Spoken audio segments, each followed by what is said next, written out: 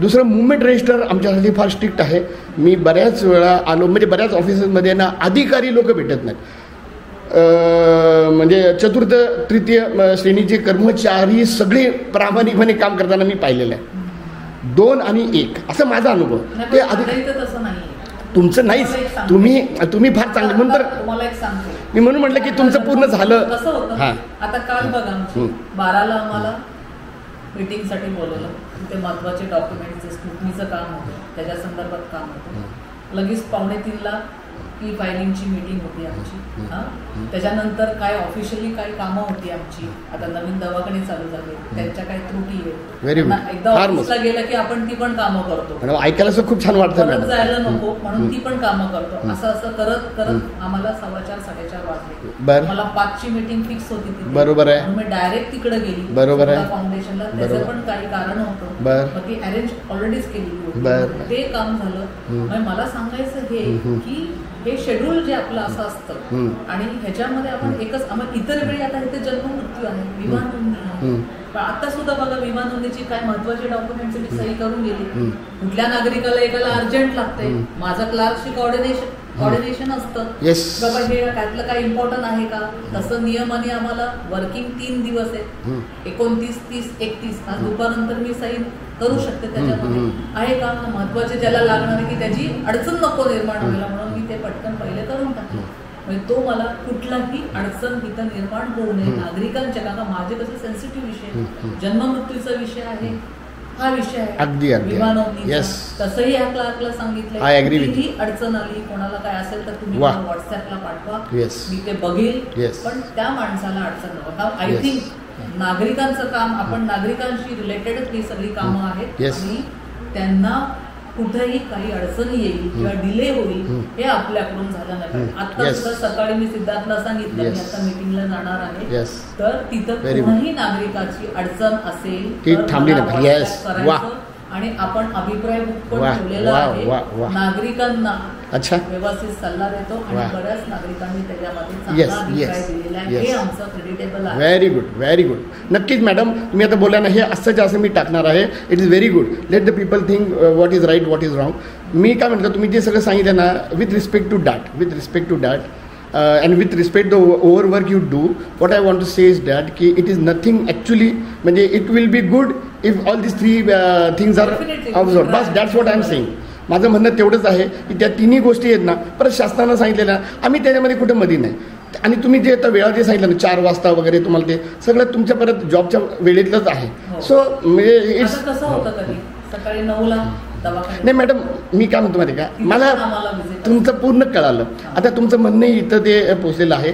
माझं उलटं सजेशन किंवा रिक्वेस्ट अशी आहे की तुमच्या ज्या तक्रारी आहेत ना ते तुम्ही म्हणजे समजा तुम्हाला टाईम होत आहे कारण नसताना, तर ते तुम्ही अधिकाऱ्यांना आमची ड्युटी आहे करा.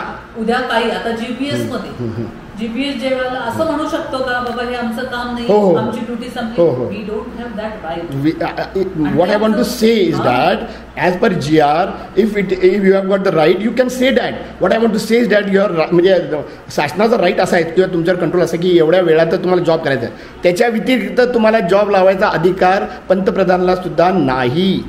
समजा 7 वाजता तुम्हाला नाही ते मग ते तुमच्या गुडविलवर अवलंबून आहे. तुमच्या गुडविल मॅडम. ओके, मी I come to the short. I got your point. What I want to say is that we are going to check it, we are going to submit it not only to your head, to zone head and even आयुक्त ह्यांना सगळ्यांना. आणि हे आम्हाला आयुक्तांनी instruction दिलेले आहेत की प्लीज आमच्यापर्यंत पोहोचवा. मी त्यांना सरळ सांगितलं की बायोमेट्रिक मशीन कुठं चालू नाही आहे. आता मी तुम्हाला आजचा एक प्रश्न विचारतो मॅडम. अगदी आजचं तुमचं बायोमेट्रिक अटेंडन्स झालं का? झाले की नाही? म्हणजे इथं कॅमेऱ्यावर हे दूध का दूध पाणी का पाणी. मग आता जर तुम्ही हेड आहात एका डिव्हिजनचे आरोग्य विभागाचे, तुमचं बायोमेट्रिक अटेंडन्स होत नसेल तर मग बाहेरच्या मागच्यांना मी काय दोष देणार असा प्रश्न आहे. तर आता हे सुद्धा मी तेच म्हणणार आयुक्तांना, मी तेच सांगणार आहे.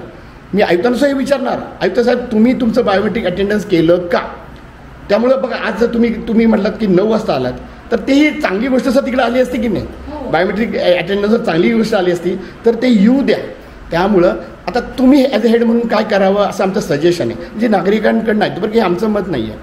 तुम्ही त्याची तक्रार ताबडतोब बायोमेट्रिक मशीन चालू आहे का तुमच्याकडचं? चालू आहे. मग कधी कधी येतो प्रॉब्लेम. नाही, कधी कधी जरी आला आता तर चालू आहे. हां, अच्छा, बघितलं नाही तुम्ही म्हणजे आज चालू आहे का नाही चालू आहे. आता तुम्ही एक काम करू शकता की कमीत कमी तुमच्या कनिष्ठ ह्यांना तर विचारू शकता ना की कुणी कुणी केलं आहे, कारण का कुणी करत नाही मॅडम. आणि SIDSI तुमच्या अंडर येतात ना?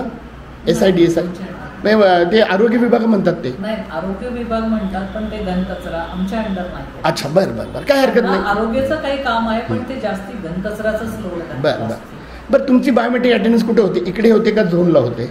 नाही नाही, इथेच होती. मला ह्यांनी सांगितलं की त्यांची अटेंडन्स झोनला. कसं झोनला? आता हे बघा, आमचा रजा असेल, किरकोळ जरी रजा असेल तरी मला दुसऱ्या WMOची सही घ्यावी लागते, तशी रजा आम्हाला मिळाली. आम्ही रजा घेतल्यानंतर तो रजेचा ऍप्लिकेशन आम्ही स्वतः. नाही, मी काय विचारतो माहिती का, एकदम to make it very clear. म्हणजे आमचं काय माहिती का, PMC please make it clear, हे आमचं तत्व आहे. मी डेली अटेंडन्स बद्दल बोलतो. तुमचं कुठं असतं? नाही, डेली अटेंडन्स ऍक्च्युली झोनला आम्ही अटेंडन्स म्हणजे मस्टरवर सही नाही करत, पण आम्ही झोनला आमची हजेरी तिथूनच जाते.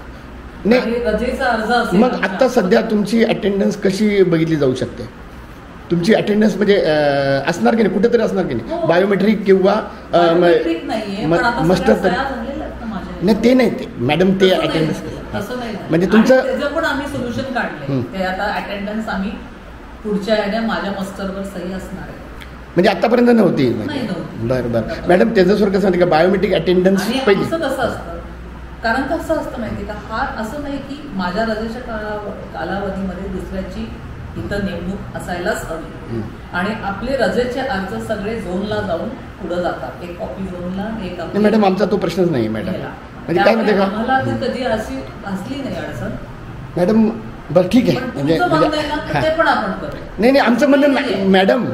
परत एकदा क्लिअर करतो मॅडम. ऐका ना, जेव्हा आम्ही कोविडमध्ये आलो, लक्षात ठेवा, आम्ही दवाखान्यात होतो. कोविड अचानक आला. जेव्हा कोविडमध्ये आलो तेव्हा आम्हालाही अटेंडन्सची सवय होती. दवाखान्यामध्ये आल्या की पहिले अटेंडन्स मार्क करायचं ही सवय होतीच, आलं का लक्षात. पण इथं त्यावेळी काही झालं नाही, म्हणजे ते नाहीच मला झालं.